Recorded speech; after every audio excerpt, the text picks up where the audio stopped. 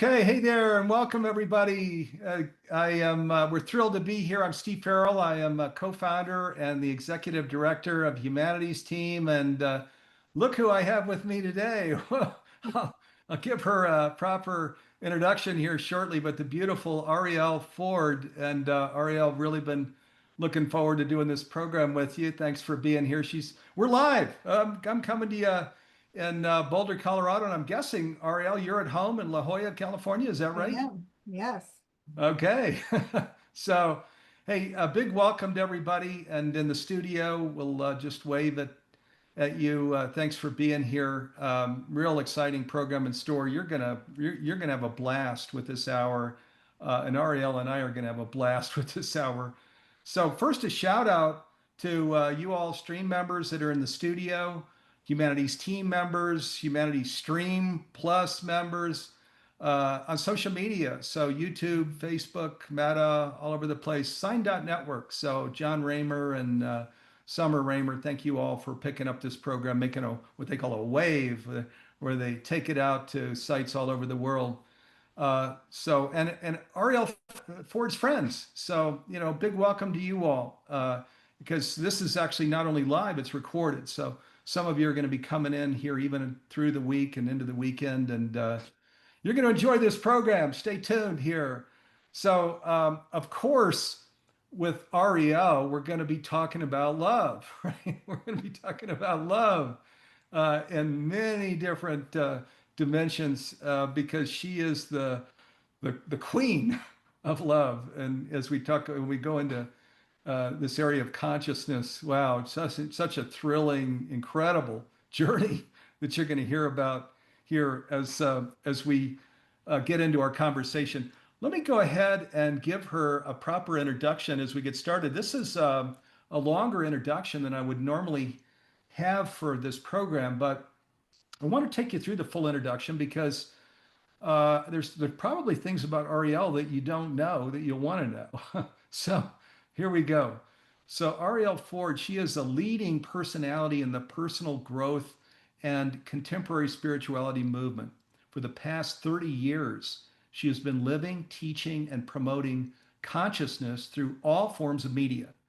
She is a celebrated love and relationship expert, author, speaker, and is the co-creator and host of Evolving Wisdom's Art of Love series. Her mission is to help women find love, keep love, and be love. As the president of the Ford Group, Arielle was widely recognized as America's foremost book publicist and was instrumental in launching the careers of many New York Times best-selling self-help authors, including Deepak Chopra, Jack Canfield, Mark Victor Hansen, Neil Donald Walsh, Don Miguel Ruiz, and Debbie Ford, her sister. So that's like a wow, isn't it?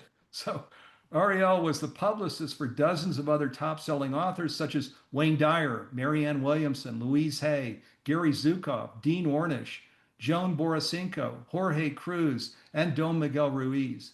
She's retired from PR and marketing. Arielle is a gifted writer and the author of 11 books, including the international bestseller, The Soulmate Secret, Manifest the Love of Your Life with the Law of Attraction, published in 21 languages and 40 countries. She has also written many groundbreaking books, including Turn Your Mate into Your Soulmate, A Practical Guide to Happily Ever After, and Wabi-Sabi Love, The Ancient Art of Finding Perfect Love in Imperfect Relationships, and Turn Your Mate into Your Soulmate. Her 12th book, The Love Thief, is Arielle's debut novel, a romantic spiritual thriller, and has been described as Eat, Pray, Love meets Dirty John. Okay, so that's going to get your attention. Eat, Pray, Love meets Dirty John. So I'm looking forward to hearing about this novel. So a longtime student of love, Arielle regularly presents workshops around the world, including England, Germany, Italy, Mexico, Kuwait, Canada, Romania, Ireland, Australia, and Bali, as well as personal growth centers such as Omega Institute, the Chopra Center, Echelon Alternatives in London, Awesome Fest, Celebrate Your Life, and many other prestigious venues. Arielle has been called the Cupid of Consciousness and the Fairy Godmother of Love. She lives in La Jolla, California with her husband, soulmate Brian Hilliard, and their feline friends. And so big welcome to you, Arielle. Really great to have you with us. Thank you, Steve. It's good to see you. It's been a long time. Yes, it is. Yeah, this is awesome. We are excited to have you on the program. And we were just chatting a little bit, of course, before coming on the program. Boy, if you have any educational programs, I should talk to you later about putting them on stream if you wanted to. Our consciousness raising global streaming platform that it's become actually the largest global streaming platform for consciousness raising education. So, and Arielle, I want to share, has helped us immensely. We were talking. She put us in touch with our publicist a few years ago, and wow, we really went to the moon and back with that publicist. So Arielle has been incredibly helpful to us. So great to have you with us, and it's beautiful weather here in Boulder, Colorado. La Jolla, I mean, is almost always beautiful weather, isn't it? It's extremely hot and humid right now for us. It's in the 80s and high humidity, so it's unusually warm. But other than that, I live in paradise, so I'm not complaining. Sounds good. So, Arielle, there's so many things I want to get to. Let's just dive in. First, I do know a fair amount about your personal history and how you were knocking yourself out, I think, as you were calling it.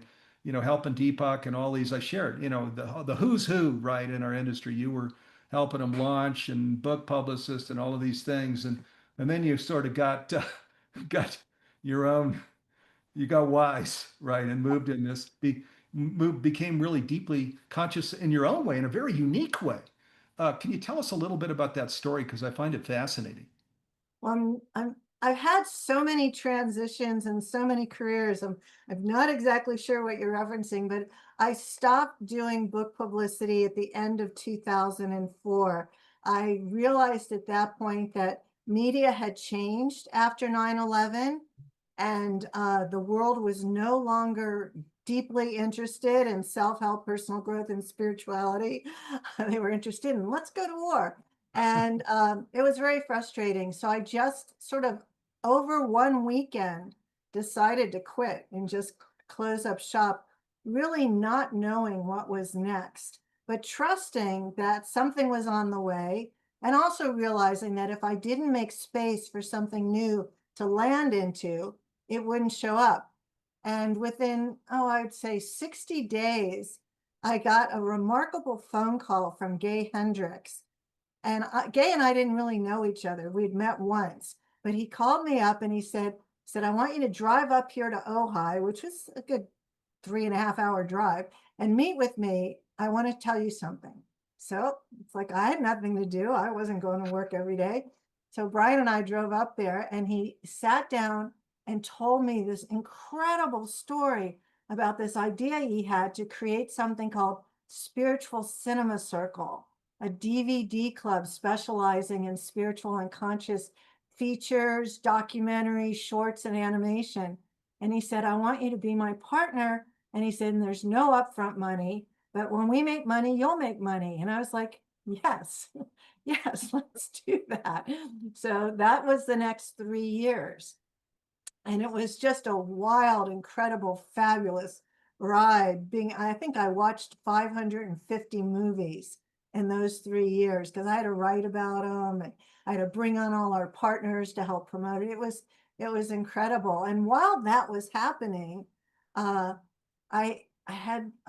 created this internet product called the Soulmate Kit because I'd already written several books. I didn't want to write another book, and it was this way for women over 40, single women over 40, to use all the tools and techniques I had used to become a first-time bride at 44. Well, I put it out there. HarperCollins saw it. They made me a huge offer to turn it into a book.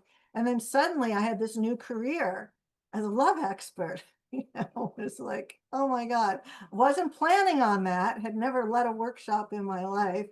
And then the next stage of it was after I got married, I discovered I was missing an important component of marriage, which was I had zero partnership skills. I had a really good quality. My best quality was I was good at being the boss, but I was lousy at being a partner. So I put myself on a mission to become a student of love. And that's how Claire Zammit and I created the Art of Love series, where every week I interviewed, 200 of the world's best love, relationship, and marriage experts for myself. I mean, it may have looked like I was doing it for you, but I was really doing it for me. And then that turned into more books and more speaking. So that was the next career. And then we had the pandemic, right? And suddenly I couldn't travel anywhere, the Zoom was just sort of catching on. I'm a dinosaur in the tech world, so I had a lot of free time. And in that free time, a book started showing up in my head like a movie, and it wouldn't go away. It just, no matter how hard I tried, it wouldn't go away. And I could see that part of the book would take place in Rishikesh, India. And so one day I did a Neil Donald Walsh. I said, okay, God, we got to talk. If I'm supposed to write this book, then you have to give me a sign. And the sign you have to give me is I need a $7,000 business class ticket to India to go do some more research. And as soon as I said that, I was like, that's never going to happen. And then 48 hours later, I had the ticket. So that started a new 5.5-year journey to write the book. So that's where we are today. In July, Hay House brought out my book, The Love Thief. It's a romantic spiritual thriller with a very juicy revenge subplot and a happy surprise ending. And now we're here. And I know you're out on book tours now. You were up in Marin, up in Northern California, doing a book tour. You've also got a I saw a group you're taking over to India. So you got a lot going on. Take us deeper into Love Thief. That description I was reading in your introduction. It's just that's pretty inviting. So yeah, what was so this was a debut thing for you where you came Yeah, over to yes, I've written 11 nonfiction books. Never once in my life did I have the conscious thought, oh, I should write a novel. Never until it showed up, and it was inside of me kicking and screaming to get out. So the story is about a 38-year-old woman named Holly, who her entire life has been hoping, wishing, dreaming, waiting for Mr. Right and the white picket fence and the 2 kids and the golden retriever. And now she's got geriatric eggs and he hasn't shown up, and she's in a panic. And then suddenly one night he appears and he shows up, and it's beyond her wildest dreams, and everything is fabulous for a short amount of time until who he really is shows up, at which point he breaks her heart, crushes her dreams. She nearly dies and is, for the first time in her life, depressed and bereft. And through a series of all kinds of magic, she ends up going to cooking school in Rishikesh, India, even though she is a non-believer, 100% non-believer. She is the only daughter, only child of a single mom who is a new age baby boomer who hung dream catchers over her crib. So she's anti-meditation, anti-yoga, doesn't want to hear about tarot cards. Her mother and her auntie go on every Esther Hicks cruise. That is not her thing. So when she gets to Rishikesh, she has no idea she's in the yoga and meditation capital of the universe. No idea that every 10 steps she takes is going to land her in yet another mystical spiritual experience. So she ends up getting befriended by a holy woman, spending a lot of time doing things she couldn't even imagine, having awakening experiences. All the while, her ex-fiance is being chased by Interpol and the FBI, and she gets dragged into that. So I'm not going to do any spoilers here, but it's a great story. People are really, really enjoying it. And without meaning to, there are a lot of spiritual messages that are delivered through the back door. I didn't sit down to write a spiritual book, but they say, write what you know. And I can tell you, I know everything that's in the book. I've lived a lot of it. And if it wasn't my experience, it was somebody very close to me. Okay, so this is Arielle's book. Of course, we're talking about The Love Thief. And so all the bookstores, Amazon, of course, your bookstore in your neighborhood, Yeah. check it out. The Love Thief. Yeah, it's just fascinating. I'll look forward to reading that one myself. I've, of course, followed you and know a little bit about it and even a little more now, but that's that's fascinating. Arielle, one of the things you shared that I'd love to go down into, because I think, male and female maybe wrestle with this when you shared, you were really good at being the boss, right? But maybe not so good at being a partner. Boy, I'll bet you that one, a lot of people really heard that. So what are some of the steps? What are some of the things that are involved? Because people that know you also know it's always you and Brian everywhere. This Cupid couple walking around doing all of these amazing things. So you've clearly mastered partnership. So what are some of the steps that are involved there? Well, I was a female entrepreneur, quite successful, used to being very willful and controlling and micromanaging and having things done my way because it was my business. And it never occurred to me that when I got married, I would have to sort of lighten up on all of those things because I had married a very heart-centered but very alpha male. So I'll just give you one example of stuff I didn't know. So we got married in 1998. Deepak was a client for 12 years. So Deepak was a very big part of our lives because he also had a home in La Jolla.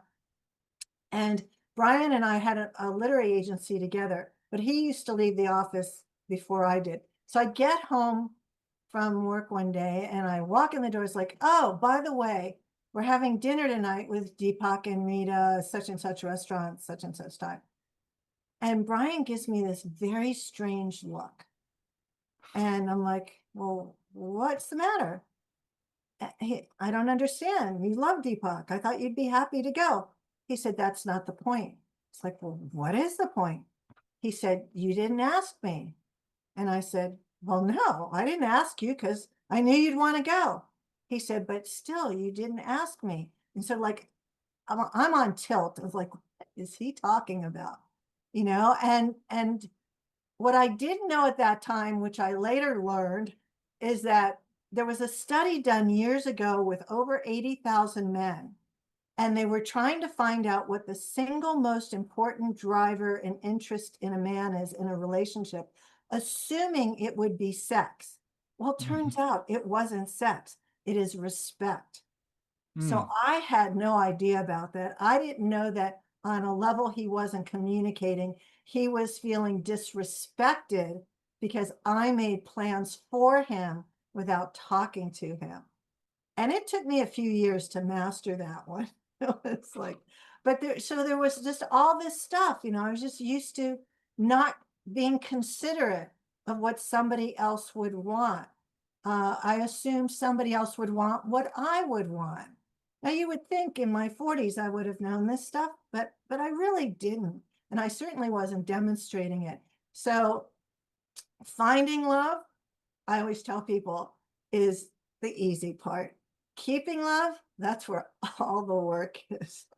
So that's the short version. Wow, that was. I'm glad I asked the question because you took us on a journey there. Including I hadn't heard this before myself. Even now, that number one is respect. I mean, it makes sense, right? That you wanna feel like somebody's looking at you, honoring you, respecting you.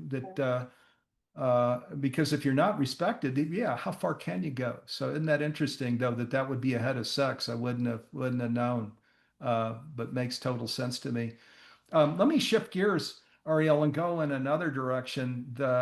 You launched all of these leaders in this consciousness raising realm, what we call transformational education. So, and you've gone through your own journey into becoming conscious. So, and I know, just even before this program started, you were sharing some things. you've gone in a uniquely your own direction with what consciousness is, being a conscious person. What can you talk a little bit about that? Because I think it'll be a valuable thing for people to hear. You know, I don't know that I know the answer to that. You know, I know I have a lot of friends that are deeply on the path to enlightenment. They believe that's why they're here. That's the thing they want most desperately, to be enlightened. And I'm always saying, oh God, no, I don't want to be enlightened. I want to, and as I shared with you before the thing, I belong to the Anthony Bourdain school of philosophy, which says, and I'll try not to curse while I say it, um, your body is not a temple. It's an effing amusement park. Enjoy the ride. So if that's a conscious thought, then I'm a conscious being. But I don't think of it in those terms. I don't think that I have to prove my worth to be here. I'm here. I'm in a body. Clearly, I signed up for some of this stuff, and I'm going to try and be as graceful and gracious as possible as I make my way through this crazy thing called life, and have as much fun as possible. That's my personal philosophy. So if that's conscious, great. But being enlightened, no, thank you. Well, so one of the things in Humanities Team, of course, Neil Donald Walsh is our co-founder. We launched Humanities Team 23 years ago. Isn't that interesting? In Wilsonville, Oregon.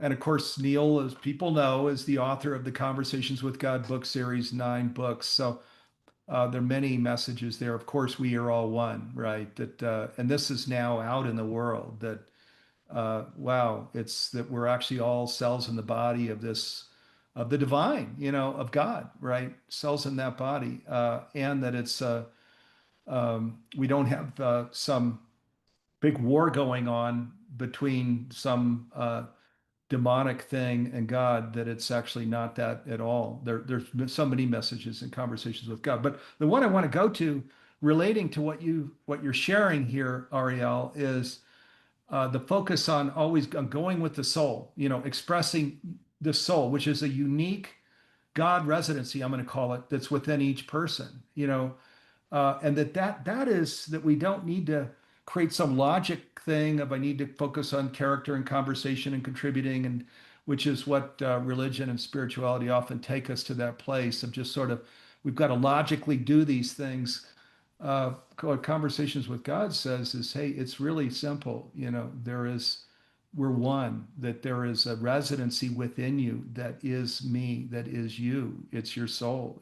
Go with your soul, that still small voice. Let it guide you. Go with it. And as you talk about your journey, I certainly hear that. you know, you are you are going with your soul. It's like, yeah, I've heard, and my friends are, but that's not me. And actually, you're the first person in our space that's brought up Anthony Bourdain and said, that's my, you know, that's that's my process. So you're going with your soul, which is that's where we want to go, isn't it? We want to go within. We don't want to have some outside influence saying do this and do that and do this. That if we're one, and if we can be guided by simply going into stillness, and then we can embody and express that. I mean, isn't that what conscious living is anyway? Well, you tell me. I mean, you're the consciousness expert here. I'm not. I mean, it sounds like it to me. I would say that one of the things I like about referencing Anthony Bourdain is that he's such a good example of how you can be genius level smart, be beloved by tens of millions of people, apparently have it all. He was doing what he loved. He was traveling. He was communing with cultures. He was a stellar writer. He loved music. He had friends. He had a wife. He had a child. And yet he died by suicide. And if that isn't sort of the poster child for what society has taught us to chase success and chase fame and chase money, and where does it get you? So I think that's an important part of the conversation. The other thing you've mentioned is I feel compelled to share with you a story I haven't told many people of how I met Neil Donald Walsh. So back in the day when I was making 100 phone calls a day doing publicity, I was on the phone with a CNN producer in Atlanta pitching God knows what. And I don't even know how the thing went, but the woman said to me, she said, "Oh, by the way, I just read an advanced copy of something I know you're really going to like." She said, "I'm never going to do anything with it. I'll send it to you." And she sent me Conversations with God. And I read the first 30 pages, and then I called, I remember I dialed 1-503-555-1212, and I said, "Do you have a listing for a Neil Donald Walsh?" And the woman said, "Oh, yes, right here." And she gives me the number. I call the number, and this man in a low, soft voice says, "Hello, this is Neil." And it's like, "Hi, my name's Arielle. Do you have a minute?" And we started talking, and I just like said to him, "Listen, I don't know who you are, but I just read their first 30 pages and I love this book. And here's why I love this book." We talked for an hour. And by the end of the call, he's like, "Okay, we have to work together." And that took a lot of hoops because at the time his publisher had no money, Neil had no money. And I said to him, "Okay, well, you don't have to pay me up front. You can pay me on the back end." He said, "What if there isn't a back end?" Eventually, I got him and the publisher over to Riverhead at Penguin, and they bought the book, and then Penguin hired me for several years. That is an unreal story. Yeah, that is an unreal story. I'll have to ask Neil about that one. Wow, Yeah. isn't that something? So that was back. So book one came out in 19 mid 1995. So Yes, that's how yeah, long ago it was.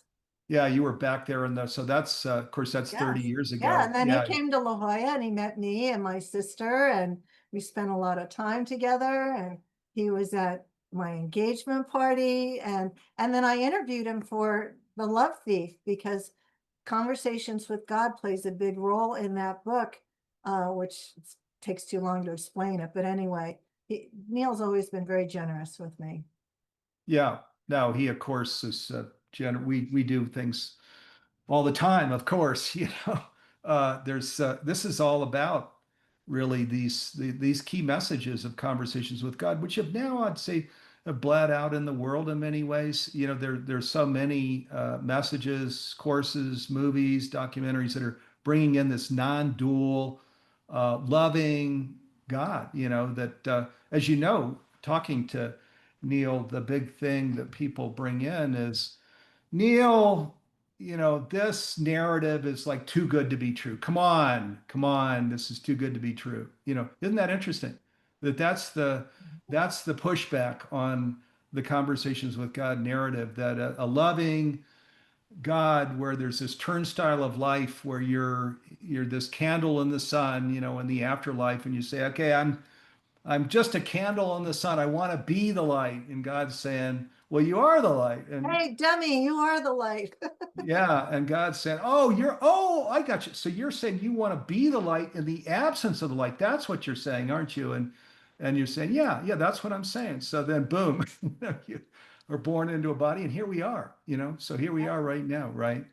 And then we get to, through our soul's voice, we're called to the particular things where we are the light. And you've been call to these really interesting, I mean, just unreal directions, really. I mean, right? The journey of your life, if you look at it, and we haven't even backed up to the beginning because there's no time, but wow, what a fascinating journey that you've been called to.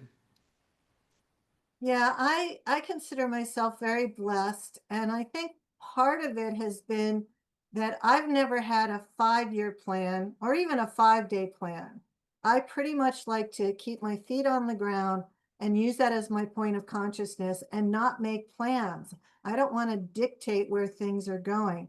I mean, there was a time when I did, and I used to teach law of attraction, and yes, it works. The 101 version works, but it's all about ego and willfulness. And now, thanks to the pandemic, because I was locked up for a few years, I have come to understand that the biggest, greatest, most amazing things that have ever come into my life did not come because I was making them happen. They came because I totally, completely surrendered and just said, "Okay, God, show me the next baby step and the next breadcrumb." and I followed it, and I just did what the next right action was, as opposed to thinking, I need to have, I want to have, I gotta have. And now it's just like, ooh, I can't wait to see what happens next. So, boy, I love that you're bringing this in. This is one of the reasons I wrote my first book, A New Universal Dream, to tell my own story of this, because on this what I'm calling conscious journey, where we go from just being growing up in a normal home, where of course we're separate. I mean, you're kidding me, right? And everybody's getting theirs. I'm going to go get mine, right? I mean, we grow up that way in the Western world, right? And then we enter into this conscious journey, and as we do, it's just the things that you're bringing in of I'm sure you probably had family and friends saying, what the Arielle, what the heck are you doing? I mean, are you serious? Are you telling, right? Because you're hearing that voice. This is this still small voice that's saying, yes, this is what is surfacing for me. This is let those doors close. We're big risk. I'm gonna over the weekend closing the whole business, right? Have no idea what I'm gonna do, but that was what you were guided to do. And then you shared sort of the next chapter and the next chapter up to that. This is an important component of the conscious journey, is that our friends and our family, they love us dearly, and they only are wanting good for us, where they're saying, what are you doing, right? But we've got to really stay connected to that voice and trust it, and know, there's not fact yet, so it's faith. So on faith, we're doing it, we're taking those steps, and where we do, then our life comes into this full blossom, this bouquet that you're describing right now, where you probably wouldn't trade your life for anybody's, right? Because of what it's grown into for you. Yeah, and there have been years and years of difficulty. I mean, there were 3 years where I was sole caretaker to 3 people, two of whom passed, and one of them, thank God, lived. But it was just like, you know, can I do another day of this? It was just too much. So at this point, I kind of feel like, okay, the hard stuff's mostly over, now I can have some fun. But um, yeah, I'm a big believer in destiny. I don't think it's any accident that certain people show up or certain things happen. And what's important is to remember that, yes, we always have free will, but most importantly, we have to have discernment. We can't live in the magical thinking, oh, this is it. This is exactly what I needed. You have to be willing to be responsible and be discerning and master. Here's the thing to master: clarifying questions. You know, clarifying questions are really important. Most people are too afraid to ask the hard questions, and you need to do that. If somebody's coming to you with an opportunity, you know, sit down, turn off your phone, start thinking, what else could I ask? What else do I need to know? And become a master of clarifying questions. That's a secret. Yeah, boy. So let's go deeper on a few things here. One is uh, that the journey isn't just some nirvana thing, that there are massive challenges that are a part of that journey that we're called to, as you mentioned. And I know a little bit of your story, and this is why you gave your TEDx talk, because you got to the other side of that. And so we can get to the TEDx talk here in a little bit. Uh, but first, there are these challenges that are it's not, the conscious journey isn't some nirvana thing where it's just all sort of golden slippers. But probably, I'm guessing you would say, I know I would say, from the massive challenges that I've journeyed through, that I'm a better person by far, for journeying through them, where I didn't try and say it's too tough and go doing some stupid direction, right or left. I just kept going straight through. It's like, okay, Steve, you're going to deal with this. This is what reality is. Then you bring in discernment. And boy, in this country, don't we can't we use like a bigger dose of discernment, And so I love that you're bringing in something interesting, though, because a lot of people talk about discernment. I haven't heard somebody necessarily go to what you're going to. And you're saying, well, now how you get to discernment is asking the clarifying questions, well, what did you mean here? And let's go a little deeper into that. I think that's a valuable Well, one of valuable the great counsel. things about discernment is People are so bad at communicating, especially the ones that rely on texting to communicate. There couldn't be a worse form of communication than texting, so in communication. So let's say you're dating or making a new friend, right? And so it's the get to know you stage. And they say something and you're like, you know, you're recoiling. Rather than kill them off in that moment, you could simply say, did I just hear you say ABC? Is that what you meant? It's that simple, you know, open up the conversation deeper. They may not have realized how it landed. They may have said, oh no, this is, this is really what I'm talking about. But don't, especially in the dating realm, so many women hear something and it's like, oh no, I got the ick, I'm done.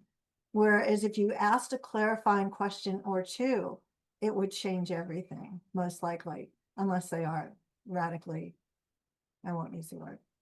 Yeah, and this goes back around even when you were talking earlier about with Brian, and you were, kind of a powerful person in your own right, but maybe not a great partner, of just that, just kind of seeing, understanding, listening, discerning, and going, oh, got it. So, and you've now become a master in that of partnership, because again, actually, this is, if you're known for one thing right now, it's sort of the Cupid of, what I was sharing in the introduction, the Cupid of consciousness. And it's usually not your face alone. It's usually you and Brian kind of standing there together, and not standing there. You're having some meal, or you're walking the beach, or you're at a show or something that you're doing that's fun together. Well, Brian is the true Cupid of consciousness, not me.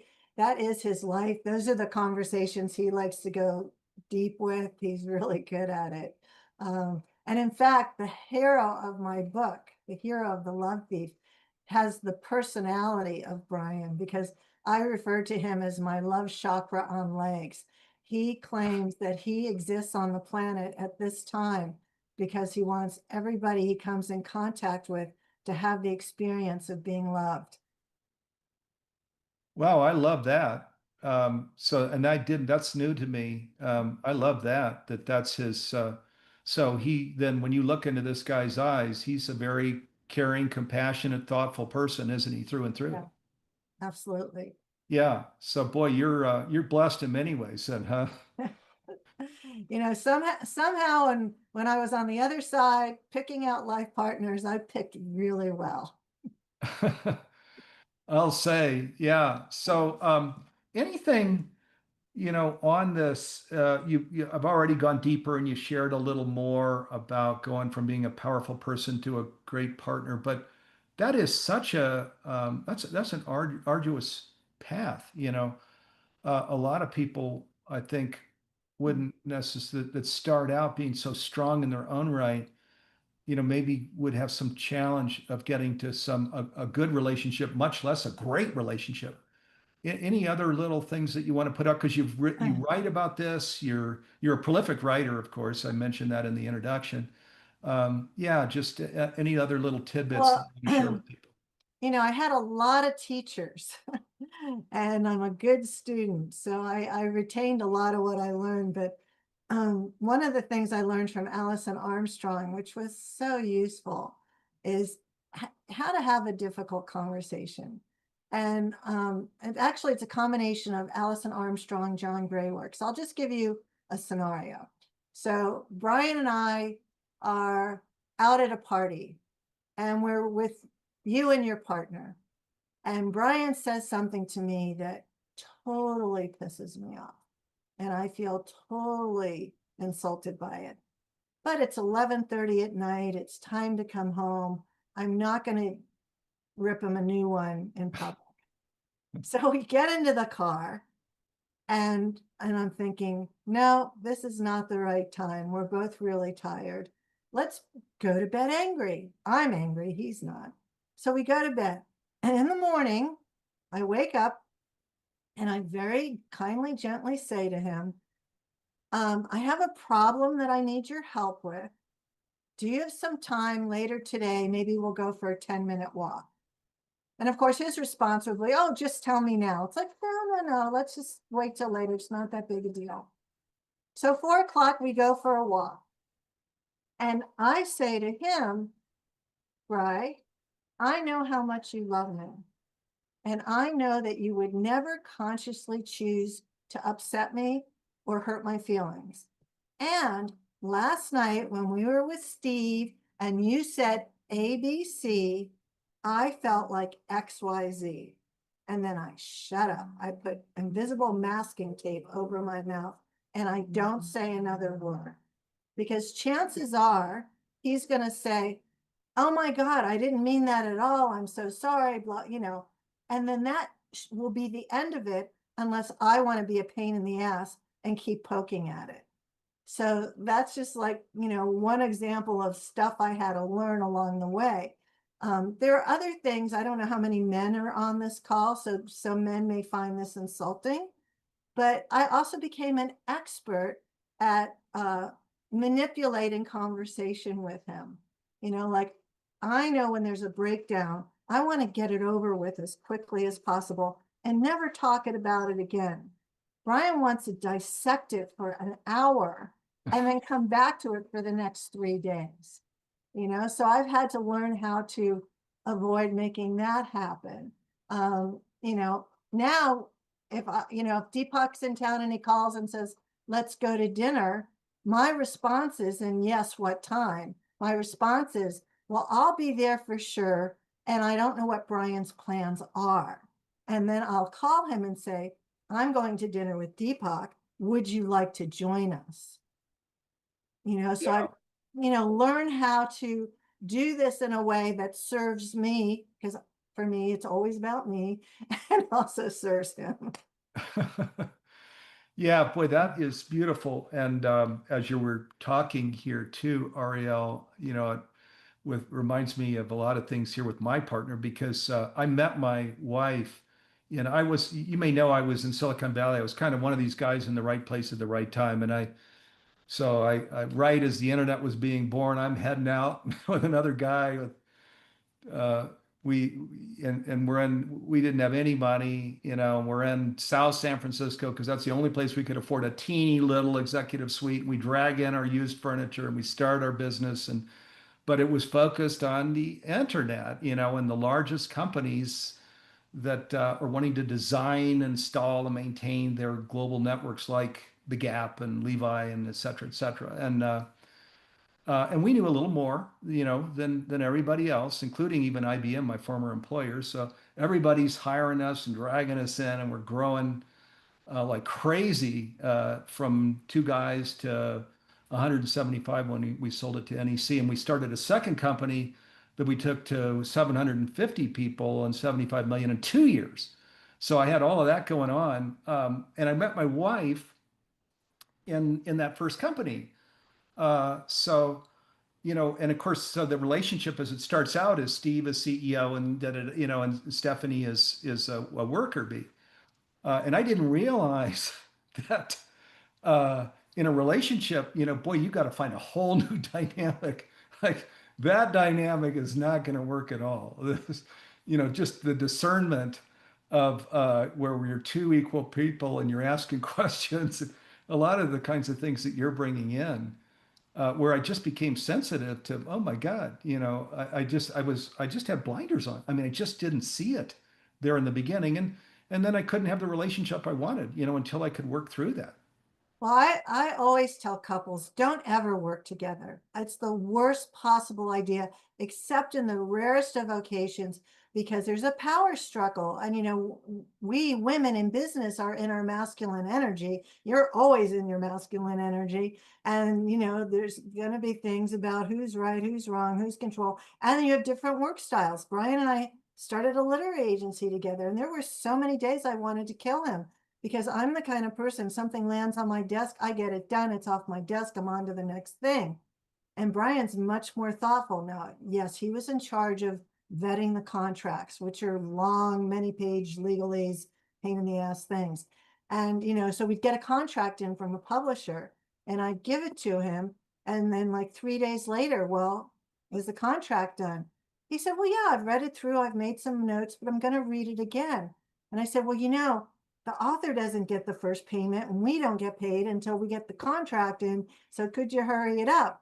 but he had this process being a businessman per se. I was a made up entrepreneur, of how, and he was right, but it was just a different style that I didn't like. And it was just constantly a problem. Um, like somebody would want to meet with us at some early hour. And he's like, well, no, that's when I'm at the gym. And I said, well, can't you go to the gym later? No, I start my day at the gym and then I meditate and then I come to the office. Like he wasn't going to move his program for anything or anyone. So I love him to death. I'll go anywhere in the world with him, but I'd never start another business with him. Right. Okay, so let's go this. We brought in very, very briefly your TEDx talk. So I want to go in that direction. So in 2024, you created this TEDx San Diego talk with over 20,000 views, aging the Wabi-Sabi way, and you describe it as with laughter, gratitude, a splash of imperfection. Okay, and then you declared yourself a Wabi-Sabi queen ager. Okay. Tell us about that because I think we're probably going to find some real wisdom in this too here. So Arielle. wabi-sabi is the ancient Japanese aesthetic that is about finding beauty and perfection in imperfection. And so I made up the phrase wabi-sabi love and wrote a book about it because you are not perfect. Your partner is not perfect. And we have to live with each other under the same roof, which can be very challenging at times. So it makes sense to learn how to find the beauty and perfection in all their many flaws and your own. So I'll just tell you a story which really describes it. You know who Jerry Jampolsky is, right? I He do. wrote Love Yeah. is Letting Of Go of Fear. course. Yeah. So, and he was married, and while he was alive, he was married to Diane Sorincione, and they had this great relationship. Although Jerry was, I think, 25 years older than Diane when they got married. So they get married, they move on to the houseboat in Sausalito, and Diane discovers that Jerry has an addiction. Jerry is addicted to poppy seed bagels. And every single morning he gets up before she does, goes in the kitchen, slices a poppy seed bagel, which sends hundreds of little black seeds all over Diane's white tile floor.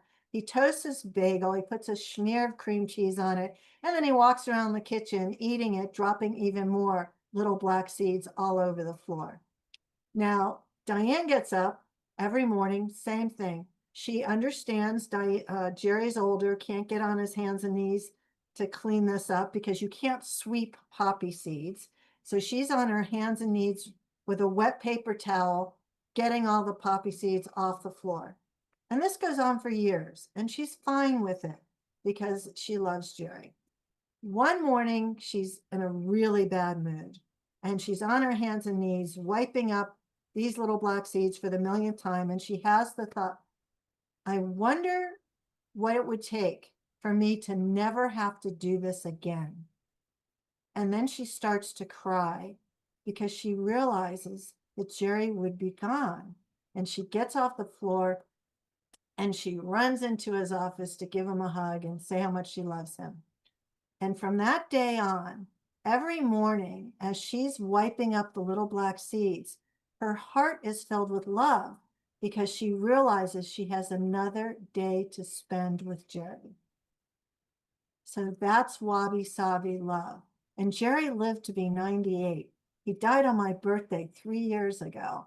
And he was blind at the end of his life, and he was still eating poppy seed bagels. Wow, that is a beautiful story. Yeah, and isn't there so much wisdom there in that? And this is, of course, as we grow older, boy, don't we really come into this where you see that where you understand I'm in a beautiful moment. I'm going to just like treasure this beautiful moment with a beautiful person. And of course, when we're younger, just running right straight through that to the next thing, to the next thing, to the next thing. So that is really truly a beautiful story. And of course, he was an amazing author. Wow, his book on love. Love is letting go of fear. Yeah, yeah, that was really something. So I want to go to, I mentioned in your introduction that you've done all of these programs all over the world, and you say you've become a student of love through that, and that you've actually learned a lot from just doing the workshops as a student of love. So Yeah. talk to me about that. That's interesting. Well, what I think one of the biggest things I've learned, which is also one of the biggest messages in the Love Thief, is what is love versus what love is not. And most people think love is a feeling. They think the state of being of love in love is what love is. And what the state of being in love is nature's greatest trick to get us to procreate. It's the world's greatest drug high. It's your brain on drugs. It's your brain on dopamine and serotonin and adrenaline and oxytocin, and nothing could feel better. I like to call it the socially acceptable form of insanity, and it is not love. You're doing this with a stranger. You do not know this person, but you're having all these feelings as if you know them. What love is really, real adult mature love, is a behavior, and it's a choice, and it's a decision, and it's an action, and it's a way of being. And yes, there are good feelings, and those good feelings come and go. And as anybody who has spent time with a soulmate life partner will tell you, you can love your partner, and there will be days when you hate them. And so understanding the difference between what love really is and isn't is really critical. And what's really sad about the English language is that in Sanskrit, there are 96 words for love. In Sanskrit and what's that other language? Persian has 88 names for love. Hmm. Greek has 6. We got 1, and we throw it out like we know what we're talking about, and we don't. So, for me, that was, I would say, of all the stuff I've learned as a student of love, understanding what love is. Love is also service, but do we have a word for that? Not exactly. You can have an ex in your past, and people leave relationships all the time, and they say, "Oh, I love you, but I'm no longer in love with you," as Hmm. if that's a good enough excuse to break your vows and leave. Because here's the craziest latest statistics: 36% of men who get divorced later regret it, and 28% of women who get divorced later regret it. Because there's that Joni Mitchell song, you don't know what you've got till it's gone. And that's what happens. Yeah. I love that. Yeah. And of course, you were in the first love describing this physical nirvana love of the sexual, where you Yeah, just, chemistry. yeah, it's all that chemistry. And then this other love is this really deeper thing that has a lot of what that does have discernment, and that is just, there's a devotion, a commitment, and of kind of weaving with what's going on. um, I'll bring in, just this other, for me, again, the conscious journey. It was, you were saying this was a good conversation earlier, because it's not like there's some one size fits all for the conscious journey. It means a lot. I think at the end of the day, it really does come to your soul's calling, which is kind of where we went with that. But um, so for me, this whole oneness thing, where we understand that we really are, conversations with God says we're Godding, right? In the sense that we're a cell in the body of the divine. Everything is, this table is, right? Everything is. And as we're, as I deepened into that, just what that brought for me, and this kind of becoming more open-hearted, becoming more in service, finding that I used to be the guy that I knew the hotel and everything that I wanted to do, and now I've grown into, well, what does everybody want to do? And that's what I want to do. I've grown in this very different direction through this conscious journey, that is where this oneness thing, where there's this reverence for God, for other people, for the planet, has just grown in an enormous way. And where love is now, that's actually the biggest thing in my life as part of conscious journey. Um, but so thank you though for guys will, and women will really relate to this, love is this just um, chemistry gone wild, you know, especially Yes. when we were younger, right? Boy, in your teens and 20s and 30s, But just get that's our clothes out of nature. the, That's nature. Nature wants us to procreate. So there's this appetite, there's this drive, and it's sort of no accident that, by late 30s, it's pretty much over for women, on lots of different levels and including the ability. Yes, now science has made it possible for women in their 50s to get a donor egg and to carry to term. I have friends that have done that, Um, but for the most part, sex is such a strong appetite. It's just yeah, so crazy that, at some point it's kind of a relief. It's like, thank God I can be a choice as opposed to must have. yeah, got to happen right now. Right. Yeah. So, okay. So in our final minutes here, Arielle, what message would you like to leave with our audience here? Boy, what an incredible journey this has been in this hour-long conversation. So where do you want to leave this? What do you want to share with the audience as we close? Well, let's see.